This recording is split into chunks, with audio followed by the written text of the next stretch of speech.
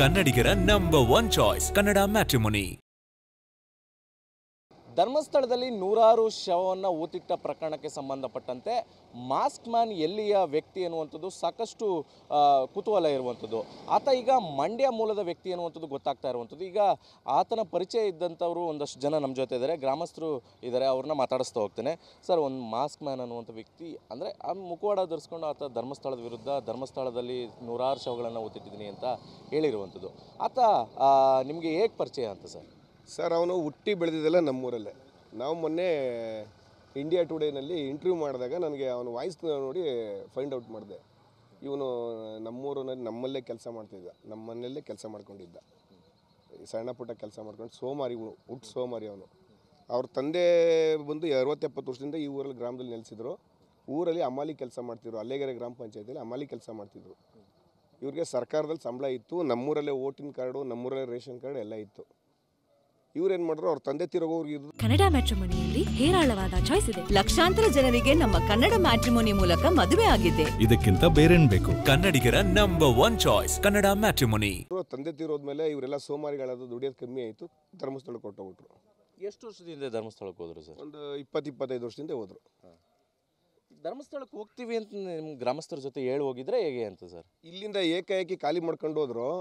ಆಮೇಲೆ ಸ್ವಲ್ಪ ದಿವಸ ಆದಮೇಲೆ ಬಂದು ಇಲ್ಲಿ ಧರ್ಮಸ್ಥಳದಲ್ಲಿ ಇದ್ದೀವಿ ನಾವು ಅಂತೆಲ್ಲ ಹೇಳ್ಕೊಂಡು, ನಾವು ಹೋದಾಗೆಲ್ಲ ಭೇಟಿ ಮಾಡ್ತಿದ್ವಿ. ನೇತ್ರಾವತಿ ಸ್ನಾನಘಟ್ಟದಲ್ಲಿ ಇದ್ದ, ಅಲ್ಲಿ ಕ್ಲೀನ್ ಮಾಡ್ಕೊಂಡಿದ್ದಂತೆ. ಅಲ್ಲಿ ನಾವು ಹೋದಾಗ ಭೇಟಿ ಮಾಡ್ತಿದ್ದೋ, ನಮ್ಮನ್ನು ನೇರವಾಗಿ ಕರ್ಕೊಂಡೋಗಿ ದರ್ಶನ ಮಾಡಿಸಿದ್ದ ಒಂದು 2-3 ಸಲ.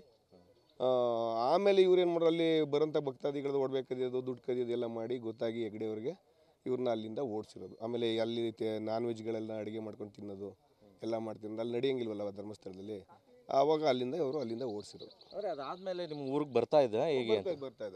ಬರ್ತಾ ಇದ್ದ. ಈಗ 1.5 ವರ್ಷದಿಂದ ನನಗೆ ಫೋನ್ ಮಾಡಿದ್ದ. ನಮ್ಮದು ಕಂಪ್ನಿ ಇದೆ, ನಿಮ್ಮ ಕಂಪ್ನಿಯಲ್ಲಿ ಕೆಲಸ ಮಾಡ್ತೀನಿ, ನಮ್ಗೊಂದು ಸರ್ಟಿಫಿಕೇಟ್ ಕೊಡಿ ಅಂದ್ಕೊಂಡು ಫೋನ್ ಮಾಡಿದ್ದ. ಇಲ್ಲಪ್ಪ, ಹಂಗೆಲ್ಲ ನಾವು ಫೇಕ್ ಸರ್ಟಿಫಿಕೇಟ್ ಕೊಡೋಕ್ಕಾಗಲ್ಲ, ನೀನು ಬೇರೆ ಎಲ್ಲರೂ ತಗೊಳಪ್ಪ ಅಂದ್ಬಿಟ್ಟು ನಾನು ಇದು ಮಾಡಿದೆ, ಕೊಡಲಿಲ್ಲ. ಏನು ವಿಚಾರಕ್ಕೆ ಸರ್ಟಿಫಿಕೇಟ್ ಬೇಕು ಅಂತ ಹೇಳಿ? ಬ್ಯಾಂಕಲ್ಲಿ ಲೋನ್ ತಗೋಬೇಕು ನಾನು ಅಂತೇಳಿ ಕೇಳ್ಕೊಂಡು ಫೋನ್ ಮಾಡಿದ್ದು. ಅಂದರೆ ನಿಮ್ಮ ಊರಲ್ಲಿ ಏನಾದ್ರು ಆಸ್ತಿ ಗೀಸ್ತಿ ಆ ಥರದ್ದು ಏನಾದ್ರು ಇದೆಯಾ ಸರ್? ಸರ್ಕಾರದಿಂದ 20 ಗುಂಟೆ ಜಮೀನು 2 ಸೈಟ್ ಕೊಟ್ಟಿದ್ರು ಅವ್ರಿಗೆ, ಎಲ್ಲನೂ ಮಾರ್ಕೊಬಿಟ್ರು. ಯಾವಾಗ ಮಾರ್ಬಿಟ್ಟಿದ್ದು? ಈಗಾಗಲೇ 25 ವರ್ಷದಿಂದನೇ ಮಾರ್ಕೊಬಿಟ್ರು.